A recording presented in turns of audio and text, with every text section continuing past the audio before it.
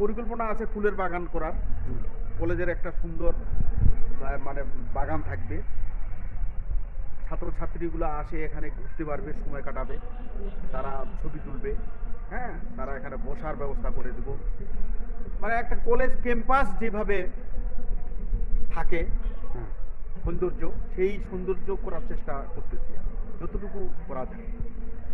ছাত্রছাত্রীদের লেখাপড়ার পাশাপাশি তারা এখানে তাদের সময়টুকু আড্ডা সহকারে কাটাবে, গাছপালা থাকবে, গাছের নিচে বসতে পারবে, ফুলের বাগান থাকবে, এই অবস্থা।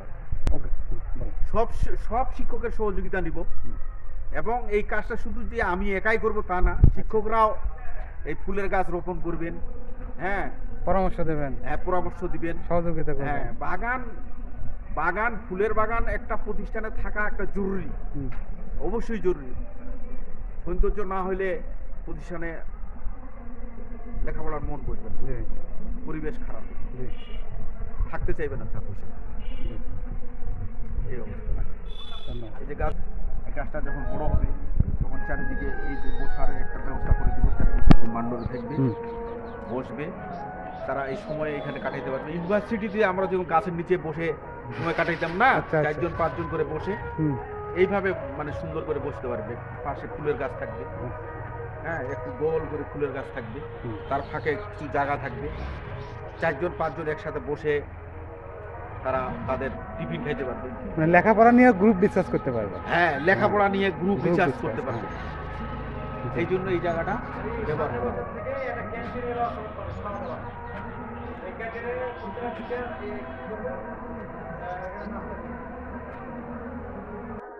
ফুলের গাছও লাগাইতে পারবো, পেঁপের গাছও রোপণ করতে পারবো।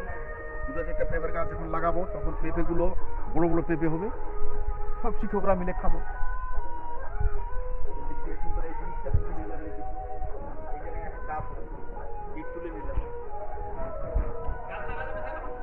আর এইটা না, এই ওয়ালটা প্লাস্টার করে, হ্যাঁ, না অত দূর গাছ লাগা যাবে না। আর এই ওয়ালটা প্লাস্টার করে চুনকাম করব, তাইলে এই ক্যাম্পাসটা খুব সৌন্দর্য একটা ফুল মানে ফুলের চারা রোপণ করা শুরু করে দেন। ফুলের গাছগুলো সুন্দর করে লাগার চেষ্টা করি, সব জায়গায় সুন্দর হবে।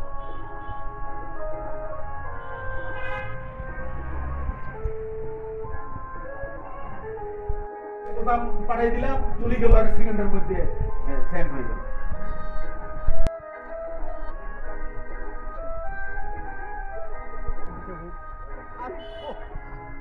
দিলাম গালি